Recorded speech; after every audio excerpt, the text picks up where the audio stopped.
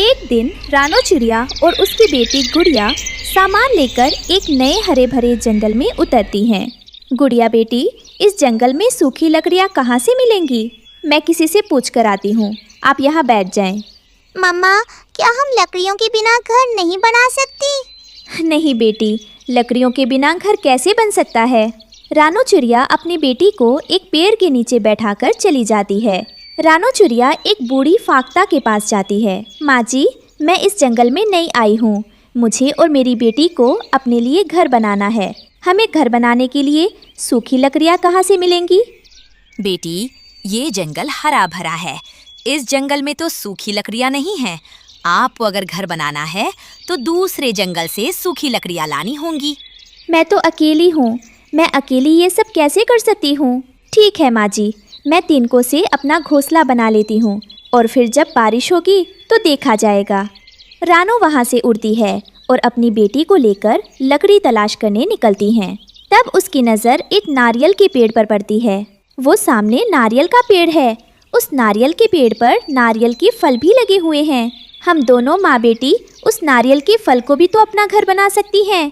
गुड़िया चिड़िया उड़कर नारियल के पास जाती है और उसमें चोंच मारकर छेद करती है।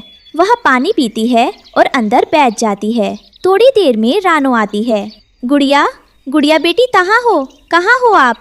मम्मा, मैं यहाँ हूँ, नारियल के अंदर। गुड़िया बेटी, क्या इस नारियल में मेरे लिए भी जगह है? हाँ मम्मा, हम दोनों माँ बेटी इसके अंदर आसानी से रात गुजार सकती हैं। मुझे सूखी लकड़ियाँ नहीं मिली, लेकिन ये भी अच्छा है। ये नारियल का घर सुरक्षित भी है और मजबूत भी। रात हो जाती है, दोनों उसी में सो जाते हैं। अगली सुबह कालू कौवा और गोरी कौवी वहाँ आते हैं। कालू जी, मुझे तो भूख लगी है, कोई फल खाने को दिल कर रहा है। वो देखो, सामने नारियल के पेड़ पर एक नारियल का फल लगा हुआ है। हम वो फल जाकर खा लेते हैं। कौवे नारियल पर चोंच मारते हैं। अंदर आवाज आती है। मम्मा, ये आवाज कैसी है? शायद कोई हमारे नारियल के घर को बाहर से चोंच मार रहा है। रानो और गुड़िया बाहर निकलती हैं। कौवा रुक जाओ, इसे मत खाओ। ये तो मेरा और मेरी बेटी का घर है। घर है? ये कैसा घर है? ये तो हमारा भोजन है। घर बनाना है तो कहीं और जाकर बनाओ। हम तो ये नारियल खाकर अपनी भूख मिटाएंगे। कौवे नारियल खाने लगते हैं। रानो और गुड़िया बेघर हो जाती हैं। मम्मा, इन कौवों ने तो हमारा घर ही खा लिया। अब हम कहाँ जाएंगी? चलो गुड़िया बेटी, हम किसी और जगह चली जाती हैं। वे पहाड़ों की तरफ जाती हैं, जहाँ एक बड़ा अनार का पेड़ मिलता है। मम्मा, अगर हम इस अनार के फल को अपना घर बना लें तो कैसा रहेगा? हाँ बेटी, हम इस अनार के फल को अंदर से खाकर खाली कर लेती हैं और फिर आराम से इस घर में रह लेंगी। वे अनार खाली करके उसमें रहने लगती हैं। शाम को मिट्ठू तोता आता है। चिड़िया, तुम इस अनार से बाहर निकल जाओ, मैं इसे खाने आया हूँ। तोते भैया, ये अनार का फल अब मेरा घर है, मैं अपना घर नहीं छोड़ सकती। अंकल तोते, हमने तो ये अनार का फल अंदर से पहले ही खा लिया है। मैं इसका रस नहीं बल्कि छिलका खाता हूँ। अब बाहर निकलो, ये जंगल के फल खाने के लिए हैं, घर बनाने के लिए नहीं। नहीं, हम नहीं निकलेंगे, तुम जाओ यहाँ से। मैं अभी कौवों को बुला कर लाता हूँ। तोता कौवों के पास जाता है। कौवे, एक चिड़िया ने अनार के फल में अपना घर बना लिया है, उसे बाहर निकालो। मैं उस फल को खाना चाहता हूँ। वो चिड़िया कभी नारियल को घर बनाती है, कभी अनार को। अब तो उस चिड़िया को जंगल से बाहर ही निकालना होगा। कौवे और तोता रानो के पास आते हैं। चिड़िया, तू सीधे से अनार से बाहर आएगी या लगाऊं एक दो? कौवे, तुम मुझे कहीं भी रहने नहीं देते हो। मैं जहाँ भी घर बनाती हूँ तुम वहाँ ही आ जाते हो। अगर तुमने दोबारा किसी फल को घर बनाया तो हम तुम्हें जंगल से बाहर निकाल देंगे। डरकर रानो और गुड़िया बाहर निकल जाती हैं। तोता अनार खाने लगता है। रात में रानो और गुड़िया पेड़ के नीचे बैठी थी। मम्मा, सुबह क्या करना है? बेटी गुड़िया, सुबह हमें कुछ ऐसा घर बनाना है जिससे कौवों को कोई ऐतराज ना हो। हम दोनों माँ बेटी पत्तों से घर बनाएंगी। मम्मा, क्या पत्तों से घर बन जाएगा? हाँ, जब मैं छोटी थी तो मेरी माँ केले और दूसरे पेड़ के पत्तों से घर बनाया करती थी। सुबह रानो और गुड़िया मेहनत करती हैं। गुड़िया बेटी, जब तक मैं पत्ते साफ करती हूँ, आप झील किनारे जाओ और सूखी घास ले आओ। वे दोनों मिलकर शाम तक केले के पत्तों का सुंदर घर बना लेती हैं। शाम को भारी बारिश और तूफान आता है। माँ, आसमान को देखो, काले बादल आ रहे हैं। हाँ बेटा, लेकिन हमें परेशान होने की ज़रूरत नहीं है। हमारे पास अपना मजबूत केले का पत्तों का घर है जो हमें इस परेशानी से बचेगा। आओ बेटा, अंदर चलो। आसमान पर काले बादल छा जाते हैं। रानो और गुड़िया अपने मजबूत पत्तों के घर में सुरक्षित थीं, लेकिन कौवों का तिनकों का घोंसला टूट जाता है और वे भीगने लगते हैं। कालू जी, उस चिड़िया ने कोई ना कोई जुगाड़ जरूर लगा लिया होगा। चलो हम उसके पास जाते हैं, अब वही हमें बचा सकती है। कौवे रानो के घर के बाहर आते हैं। चिड़िया, चिड़िया बात सुनना। रानो दरवाज़ा खोलती है। कौवे, अब क्या पत्ते भी तुमने खाने हैं? मैंने तो इस बार पत्तों का घर बनाया है। चिड़िया बहन, हमें माफ कर दो और हमें अपने पत्तों के घर में थोड़ी देर आ लेने दो। हम बारिश में भीग रहे हैं। ठीक है कालू भैया। गोरी भाभी, आप दोनों अंदर आ जाइए। वाकई में बाहर बहुत तेज बारिश हो रही है। अगर आप दोनों बारिश में भीगते रहे तो बीमार पड़ जाएंगे। अगर हम आपकी मदद नहीं करेंगे तो पक्षी होने का क्या फायदा। रानो चिड़िया दया दिखाती है और उन्हें अंदर बुला लेती है। कौवे शर्मिंदा होकर चिड़िया का शुक्रिया अदा करते हैं। एक हरे भरे जंगल में एक ऊंचे अंगूर के पेड़ पर रानो चिड़िया और उसके प्यारे पति टुन्नू चिड़ा का घोंसला था। वही उनका संसार था, वही उनकी खुशियाँ थीं। पर उसी पेड़ के नीचे अंधेरे में रहता था एक खतरनाक काला नाग। टुन्नू देखो, मैंने 2 अंडे दिए हैं। मेरा सपना था ना माँ बनने का, आज पूरा हो गया। रानो, ये तो बहुत बड़ी खुशी है। इन अंडों में बस कुछ ही दिनों में हमारे बच्चे होंगे। उनकी चूचू से पूरा जंगल गूंजेगा। मैं अपने बच्चों को लिए जंगल से सबसे मीठे बेर लाऊंगा आज। मैं इन्हें अपनी जान से ज्यादा संभालूंगी। अब बस डर यही है कि कुछ बुरा ना हो। जब तक मैं हूँ, कोई परिंदा भी इन अंडों की तरफ आंख उठाकर नहीं देखेगा। थोड़ी देर में कालू और गोरी वहाँ आते हैं। बधाई हो रानू बहन। टुन्नू मियाँ, अब तो तुम भी माँ बन गई। बड़ी प्यारी जोड़ी है तुम दोनों की, और अब तो ये अंडे भी आ गए। लगता है जंगल में सबसे सुंदर घोंसला अब तुम लोगों का है। धन्यवाद गोरी बहन, भगवान की कृपा है बस। आप दोनों का आना हमारे लिए सौभाग्य की बात है। तभी वहाँ मिट्ठू तोता रंग बिरंगे पंख फैलाते हुए आता है। चलो जी, हम तो बेसब्री से बच्चों की चूचू सुनने का इंतजार करेंगे। धन्यवाद मिट्ठू भैया। जिस घर में हंसी गूंज रही थी, उसी के नीचे छिपा था डर का साया। एक खतरनाक साया, एक नाग जो रानो की ममता को निगल जाने की ताक में था। नाग धीरे धीरे रेंगता हुआ ऊपर चढ़ता है। रानो की नींद अचानक खुलती है।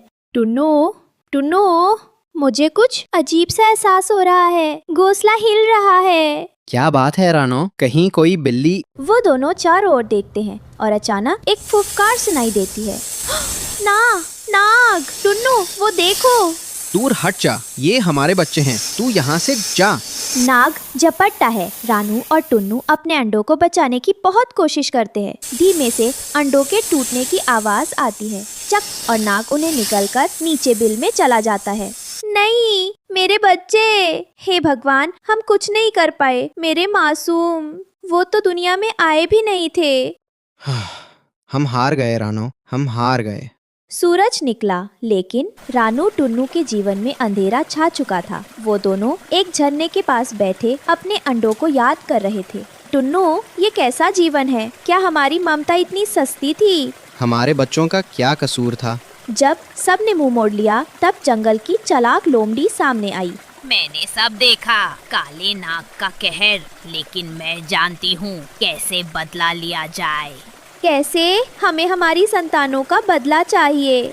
नदी किनारे एक राजकुमारी रोज सैर पर आती है। उसके पास एक सोने का हार है। उसे चुराकर उस नाग के बिल में डाल दो।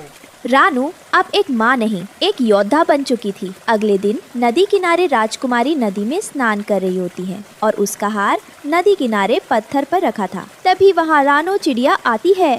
माफ करना राजकुमारी, मैं बुरी नहीं हूँ, पर तुम्हारा ये हार एक नाग को मौत की तरफ ले जाएगा और मेरे बच्चों को इंसाफ मिलेगा। रानो धीरे से हार अपनी चोंच में दबाती है और वहाँ से उड़ जाती है। क्या? मेरा हार? सैनिक!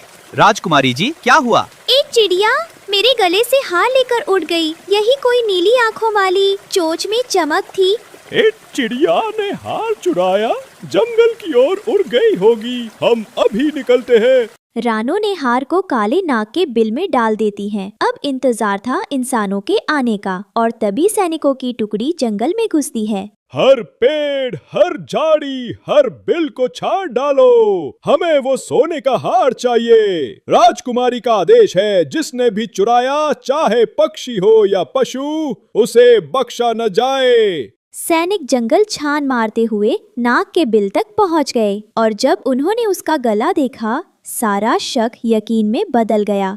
देखो, यही है सोने का हार नाग के गले में। इस जहरीले सांप को तुरंत मारो। सभी मिलकर भाले और तलवारों से नाग पर हमला करते हैं और नाग मर जाता है। मर गया। हाँ, बहुत जहरीला था। देखो कितना बड़ा था। अब चलो, राजकुमारी को उसका हार वापस देना है। वही दूर से एक पेड़ के पीछे रानो और टुन्नू ये सब देख रहे थे। बच्चों, आज तुम्हारा बदला पूरा हुआ। तुम्हारी माँ ने हार नहीं मानी। अब चलो टुन्नू, एक नया घर बनाएंगे और एक नई उम्मीद। एक नदी किनारे पालक के पत्तों से बने घर में रानो चिड़िया अपने 2 बच्चों के साथ रहती थी। तभी घर के बाहर मोटी चोंच वाला तोता उसे बुलाने आता है। रानो चिड़िया, चलो चलो, सब तुम्हारा इंतजार कर रहे हैं, हमें देर हो जाएगी। तोते भैया, आज आपको इतनी जल्दी क्या है? आप जाओ, मैं बच्चों को नाश्ता देकर आती हूँ। अरे नहीं बहन, आज खेत में बहुत दाना मिलने वाला है। इंसान ने कल ही फसल काटी है। मौका हाथ से गया तो हम दाना देखते रह जाएंगे और पेट खाली रह जाएगा। तोता चला जाता है। रानो अपने बच्चों को दाना देती है। बच्चों, दाना खाकर खेलना, लेकिन घर से बाहर मत जाना, और अगर जाना भी पड़े तो याद है ना क्या करना है?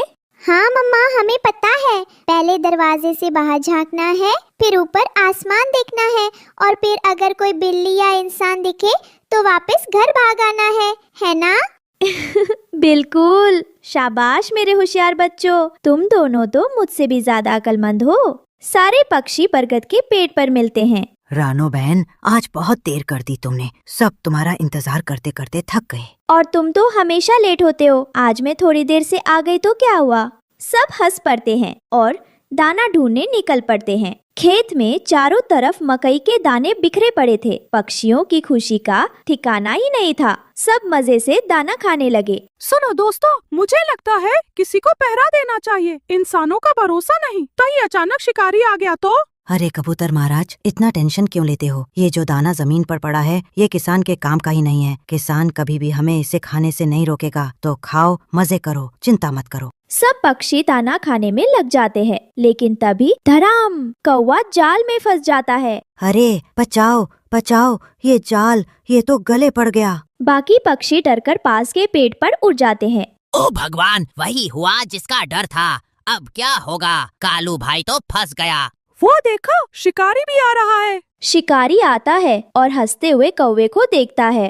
ओहो, बड़ा शौक था ना दाना खाने का। अब जा पिंजरे में। शिकारी जी, प्लीज छोड़ दो। मैं तुम्हारे किसी काम का नहीं हूँ। ना तुम मुझे खा सकते हो, ना कोई इंसान। अरे मूर्ख कौवे, तुझे मैं बेच दूंगा चिकन वाले को। वो तुझे चिकन बनाकर मजे से बेच देगा। कौवा कांप जाता है। शिकारी उसे लेकर बाजार जाता है और चिकन वाले को बेच देता है। लो भाई, एकदम ताजा माल लाया हूँ। ये काला कौवा, इसे ले लो, मजे से चिकन बनाओ और पैसा कमा लो। अरे ये क्या लाए हो? ये तो कौवा है, मुर्दा नहीं, और ऊपर से बूढ़ा भी। इसको कौन खरीदेगा भाई? हाँ, सही बोल रहा है। मैं तो सीनियर सिटीजन हूँ। मुझे छोड़ दो, तुम्हारा भला होगा। चुप कर, तू बहुत बोलेगा तो सच में कबाब बना दूंगा। ये तो बूढ़ा कौवा है। इसका मांस तो पत्थर जैसा सख्त होगा, लेकिन चलो 50 रुपए दे देता हूँ। अरे ऐसा मत बोल। देख कितनी मोटी ताजा चोंच है, कितने मोटे पंख हैं। मजे से बेच देना। कम से कम 200 रुपए तो दे। 200 रुपए? ये तो मजाक कर रहे हो। इतना तो मैं एक भले मोटे मुर्गे के भी नहीं देता। 50 रुपए इतना सस्ता? मैंने इसे जाल में फंसाने के लिए कितनी मेहनत की। जाल, दाना, टाइम सब मिलाकर तो कम से कम 150 रुपए का खर्चा हुआ।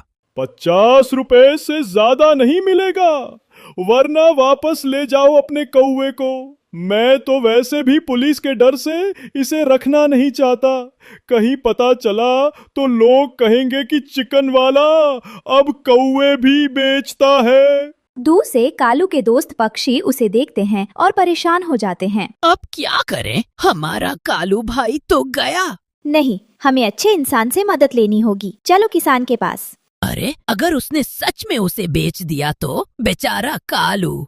नहीं, अभी सब खत्म नहीं हुआ। अगर हम सब मिलकर कोशिश करें तो अपने दोस्त को बचा सकते हैं। डरने से कुछ नहीं होगा। लेकिन इंसानों से मदद मांगना, क्या वो हमारी सुनेंगे? कहीं हमें भी पकड़ लिया तो? सब इंसान बुरे नहीं होते, हमें अच्छे इंसान से मदद लेनी होगी। चलो किसान के पास, वही हमारी आखिरी उम्मीद है। वे किसान की पत्नी से मदद मांगते हैं। माजी माजी हमारी मदद करो, शिकारी ने हमारे दोस्त कौवे को पकड़कर बाजार में बेच दिया है। अरे बाप रे, ये तो बहुत गलत हो रहा है। शिकारी ने इतना बड़ा पाप किया है। हाँ माँ जी, हमें नहीं पता अब क्या करें। अगर आप चाहें तो हमें रास्ता दिखा सकते हो। तुम चिंता मत करो बच्चों, मैं जानती हूँ मेरे पति खेत में काम कर रहे हैं। वे तुम्हारी इस मुसीबत में जरूर मदद करेंगे। सभी पक्षी किसान के खेत पर जाते हैं। किसान खेत में चारपाई बिछाकर बैठा था। तभी उसके पास रानो और उसके दोस्त पक्षी घबराए घबराए पहुँचते हैं। किसान भैया, जल्दी हमारी मदद करो। शिकारी ने हमारे दोस्त कालू को पकड़ लिया है और बाजार में बेच दिया। अगर आप मदद नहीं करेंगे तो कालू भाई हमेशा के लिए हमसे बिछड़ जाएगा। क्या? ये तो हद हो गई। इंसान होकर इतना निर्दयी, बेचारे पक्षी को पकड़कर बेचना, ये तो पाप है। तुम लोग चिंता मत करो, जब तक मैं हूँ कोई तुम्हारे दोस्त को नुकसान नहीं पहुँचा सकता। सच किसान भैया, आप हमारी मदद करेंगे? किसान मोबाइल निकालता है और नंबर डायल करता है। पुलिस जी, यहाँ एक लालची कसाई कौवे को चिकन बनाकर बेच रहा है, जल्दी बाजार में आइए। पक्षी खुश हो जाते हैं। रानो बहन, लगता है अब हमारा कालू भाई बच जाएगा। और तुम सब मेरे साथ कसाई की दुकान पर चलो, कहीं देर ना हो जाए। इधर चिकन वाला कौवे को पकड़ने की कोशिश करता है। आजा, आजा, तू बचकर कहाँ जाएगा? कौवा बार बार पिंजरे में इधर से उधर भागता है। अरे इंसान, मेरा मांस खाकर तो तुम्हारे दांत भी टूट जाएंगे। छोड़ दे मुझे। तभी पुलिस आ जाती है। हाथ ऊपर कर, तू धोखेबाज कसाई, कौवे को चिकन बनाकर बेच रहा था। चिकन वाला पकड़ा जाता है। किसान कौवे को आजाद कर देता है। धन्यवाद दोस्तों, आज मेरी जान बच गई। सच कहूँ तो दोस्त हों तो ऐसे, वरना न हो। सब हंसते हैं और खुशी खुशी जंगल लौट जाते हैं। हमेशा दोस्ती निभाना और मिलकर काम करना। और हाँ, इस कहानी को लाइक, शेयर और सब्सक्राइब करना मत भूलना। बरसात का मौसम था। आसमान में काले बादल छा गए थे। छोटे छोटे पंछी अपने घरों में छिप रहे थे। रानो चिड़िया की छोटी सी झोपड़ी के ऊपर बारिश की बूंदें टप टप गिर रही थी। अरे रानो, आज फिर आधा दिन बारिश में उड़ कर दाने ढूंढे। पंख इतने भीग गए कि उड़ान भी भारी लगने लगी। जेब मतलब चोंच में बस 2 दाने आए हैं। ये मौसम तो हमें पूरा डुबो देगा। तुम रोज ही भीग जाते हो तुन्नू, लेकिन अब ये हमारी टालियों वाली झोपड़ी भी टपकने लगी है। देखो, ऊपर से पानी सीधे घोंसले में आ रहा है। गुड़िया तो ठंड से कांप रही है। अम्मा, मेरे घोंसले वाले कोने में जहाँ मैं सोती हूँ वहाँ भी पत्तों से पानी टपक रहा है। तकिए मतलब पत्ते के नीचे। दोस्तों, ये रहे हमारी आज की वीडियो के प्यारे सब्सक्राइबर्स और फॉलोअर्स के नाम। समरजीत सिंह, अंजू यादव, वनीता, शबाना, सुनंदा और जो नहीं चुने गए, चिंता मत करो, अगली बार तुम भी बन सकते हो जंगल के सुपरस्टार। दोस्तों, अगर आप भी चाहते हैं मैं आपका नाम अपनी कहानी में लूं, तो देर किस बात की, जल्दी से कमेंट करके अपना नाम हमें भेजें। टपक रहा है। तकिए मतलब पत्ते के नीचे सब गीला हो गया। अरे मेरी नन्ही चिड़िया, तू चिंता मत कर। अभी बाबा डाल पे चढ़ के सूखी पत्तियों से ढक देगा, फिर कोई बूंद अंदर नहीं आएगी। तुम्हें भी अपना ध्यान रखना चाहिए तुन्नू। रोज भीग कर लौटते हो, पंख सुखाने का भी वक्त नहीं मिलता। अगर तुम बीमार पड़ गए तो ये घोंसला कौन संभालेगा? अरे हम परिंदे हैं रानो।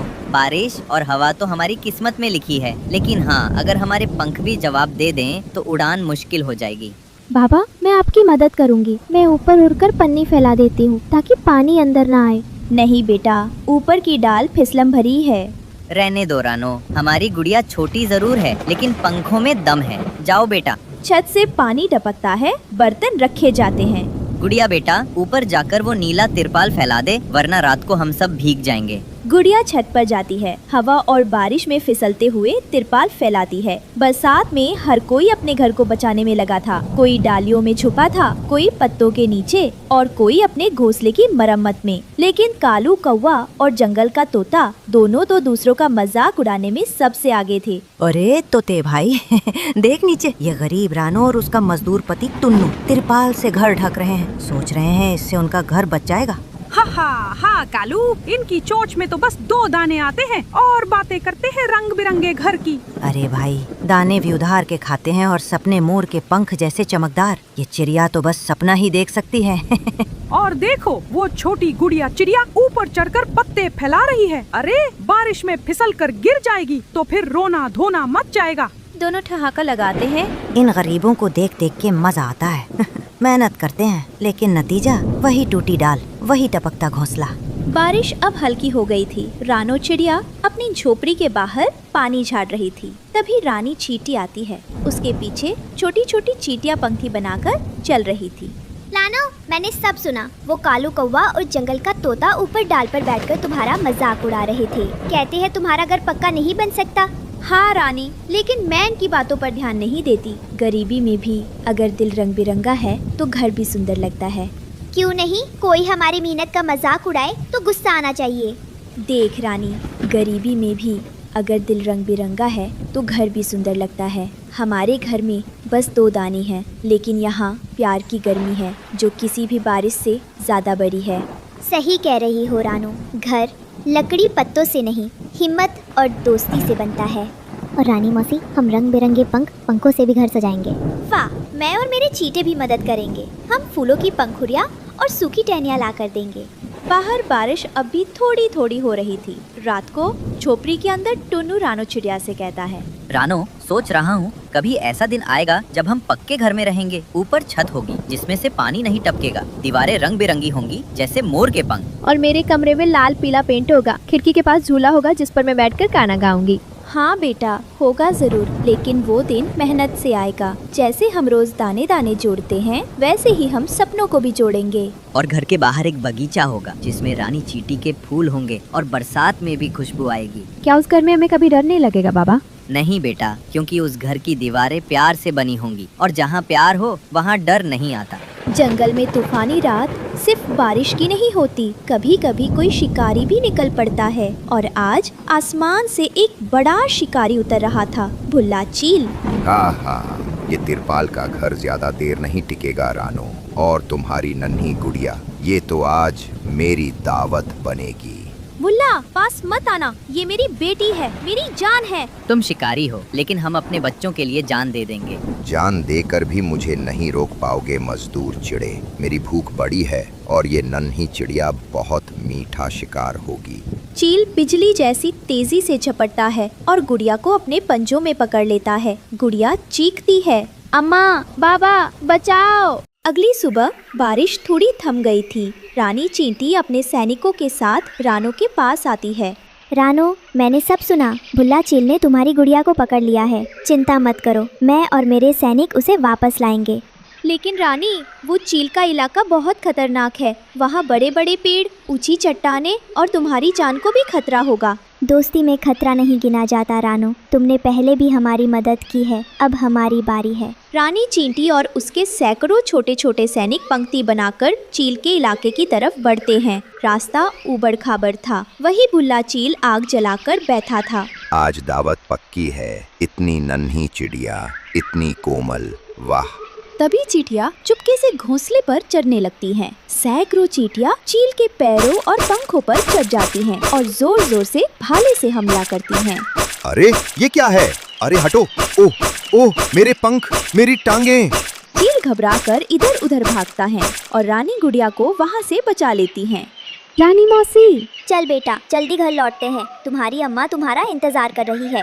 सभी मिलकर घर वापस लौटते हैं और रानू अपनी गुड़िया को गले लगाती है। और इस कहानी से ये सीख मिलती है, सच्ची ताकत बड़े पंखों में नहीं बल्कि बड़े दिल में होती है। चाहे हालात कितने भी मुश्किल हो, मेहनत, हिम्मत और दोस्तों का साथ हर सपने को सच कर देता है। गहरा जंगल, काली घटाएं और बरसती बारिश। पेड़ों के नीचे कई परिंदे छुपे हुए थे, लेकिन एक कोने में भीगी हुई बैठी थी रानू चिड़िया और उसकी नन्ही बेटी गुड़िया। अम्मा बहुत भूख लगी है, पेट में दर्द हो रहा है, कुछ खाने को मिलेगा क्या? अल्लाह मालिक है मेरी गुड़िया, बारिश रुकने दे, अम्मा जरूर कुछ दाना ढूंढ लाएगी। अभी तो सारे पत्ते भीग गए हैं, जमीन कीचड़ से भर गई है, दाने का कोई नाम निशान नहीं। वही एक दूसरे घोंसले में एक गरीब कबूतर कहता था, है खुदा, 3 दिन से एक भी दाना नसीब नहीं हुआ, ये बारिश कब रुकेगी?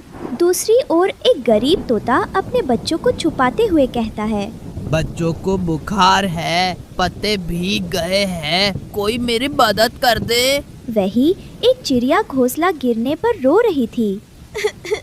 हाय मेरा घोंसला, सारे अंडे बह गए, अब मैं कहाँ जाऊँ? आज की वीडियो के प्यारे सब्सक्राइबर्स और फॉलोअर्स के नाम अंजलि, निखिल, रीना, खुशी सिंह, प्रीत मेहरा, नीरू चोपड़ा।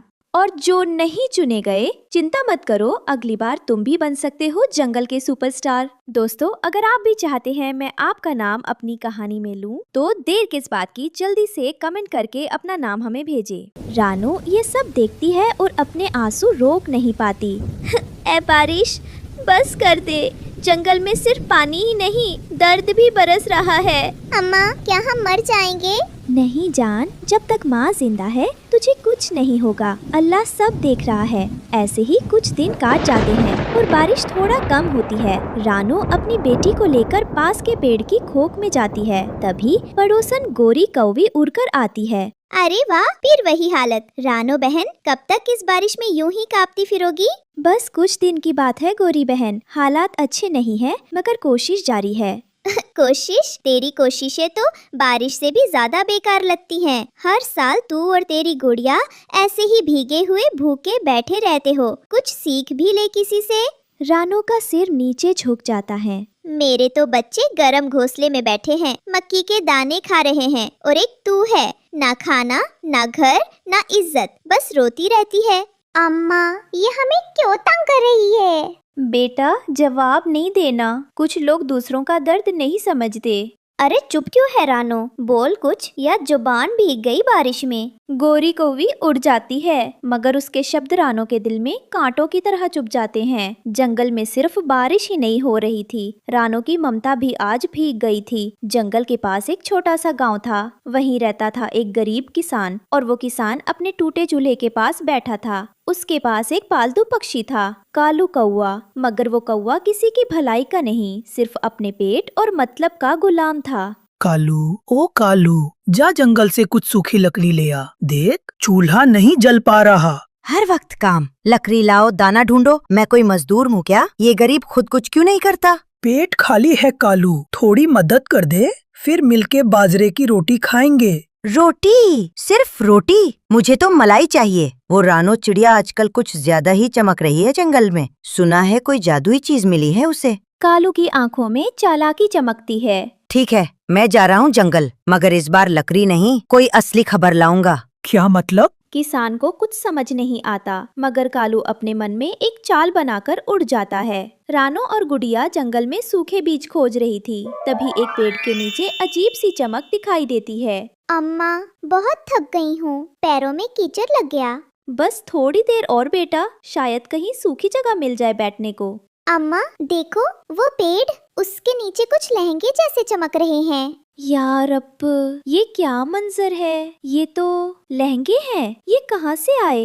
इतने सुंदर और नर्म लहंगे। दोनों पेड़ के पास जाती हैं और पेड़ की डाल हिलती है और मीठी आवाज आती है। रानो, तू नेक दिल है, ये लहंगे अब तेरे हैं, इन्हें इंसानों को बेचकर अपने दुख दूर कर। क्या ये सपना है? नहीं, ये इनाम है तेरे सच्चे दिल का। तू रोज सुबह आना और ठेला भर के लहंगे ले जाना और इंसानों की बस्ती में जाकर इन्हें बेचना, ईमानदारी से बेचना, सबकी दुआएं लेना और देख तेरी तकदीर कैसे बदलेगी। शुक्र है मालिक, मुझे मेहनत का रास्ता मिला है। मैं इन लहंगों को बेचूंगी और अपनी गुड़िया को भूख से आजाद करूंगी। अम्मा, क्या अब हम भी अच्छी जिंदगी जी सकेंगे? हाँ मेरी जान, अब वक्त बदलने वाला है। कुछ दिन बीते, जंगल की सुबहों में अब एक नया नजारा दिखाई देने लगा। रानो चिड़िया अब हर सुबह अपने छोटे से ठेले पर रंग बिरंगे लहंगे लेकर इंसानों की बस्ती में जाकर उन्हें बेचती थी। लहंगे ले लो, रंग बिरंगे लहंगे ले लो। अम्मा, कल वाली आंटी ने कहा था तुम्हारे लहंगे बहुत नर्म हैं। उन्होंने 3 खरीदे थे। दूर पेड़ पर बैठी गोरी कवि दूरबीन जैसी नजरों से उन्हें देख रही थी। हाय रे किस्मत, ये रानो तो जैसे रानी बन गई। कल तक जो भीगी हुई पंख वाली थी, आज ठेला लेकर इधर उधर उड़ रही है और मैं तो बस देख रही हूँ। तभी पीछे से कालू कौवा आता है। क्या बात है गोरी बहन, आज मुंह कुछ ज्यादा ही खींचा हुआ लग रहा है। क्यों ना खींचे, देखो ना उस पटी सी रानो को, कैसे ठेले में चमकते लहंगे लिए फिर रही है। मैंने भी सुना है उसके पास कोई जादुई चीज है, शायद कोई पेड़ जो उसे रोज लहंगे देता है। सच? पेड़? जादू? तो फिर क्या कर रहे हो कालू? तुम तो बहुत चालाक हो, ले क्यों नहीं लेते उससे सब कुछ? बस अब वही करने निकला हूँ। आज रात मैं जाऊंगा उस पेड़ के पास और सब लहंगे उठा लाऊंगा। फिर रानो क्या, पूरा जंगल मेरे पीछे घूमेगा। वाह, फिर तो मुझे भी 2-4 लहंगे दिलवा देना, मेरी ननद की शादी है। शादी तो तेरे दिमाग की हो रही है पगली। चल तू देख, अब रानो की उड़ान मैं काटता हूँ। चांदनी रात थी। जंगल में हर तरफ सन्नाटा था। रानो और गुड़िया ठेला लगाकर थककर सो चुकी थी और उधर कालू कौवा उड़ता उड़ता उस जादुई पेड़ तक पहुंच चुका था। वाह क्या बात है, ऐसे लहंगे तो इंसानों के मेले में भी नहीं मिलते। अब ये सब मेरा होगा। रानो, उसका तो नामो निशान नहीं रहेगा। वो धीरे से उड़कर पेड़ के पास आता है। पंख फैलाकर एक लहंगे को उठाने ही वाला होता है, तभी पेड़ की डालें हिलने लगती हैं और एक गूंजती हुई आवाज आती है। जा कालू, ये लहंगे तेरे जैसे के लिए नहीं हैं। कौन? ये क्या हो रहा है? ये लहंगे नेक दिल रानो के लिए हैं, जिसने कभी किसी का बुरा नहीं चाहा। और तू तो लालची है, धोखेबाज है और अब तुझे सजा मिलेगी। एक तेज चमकता हुआ प्रकाश नीचे गिरता है। कालू की आंखें चौंधिया जाती हैं। अरे बचाओ, मेरी आंखें, मेरा पंख जल रहा है। उसका एक पंख जल जाता है, वो झाड़ियों में गिर पड़ता है। अरे ये क्या कर दिया तूने? मैं तो बस देख रहा था। झूठ, जो दूसरों की मेहनत छीनना चाहता है उसे यही अंजाम मिलता है। अब जा और कभी लौट कर मत आना। कालू जैसे तैसे उड़कर भागता है। अगली सुबह जंगल और गांव में एक नया सूरज निकला था। रानो चिड़िया अपनी बेटी गुड़िया के साथ लहंगों से भरा ठेला लेकर इंसानों की बस्ती पहुंची। हाय, ऐसा लहंगा तो बाजार में भी नहीं देखा। कितना मुलायम है और रंग तो जैसे चांदनी। बहन, मुझे भी दो, मेरी बेटी की सालगिरह है। आप सबको मिलेगा।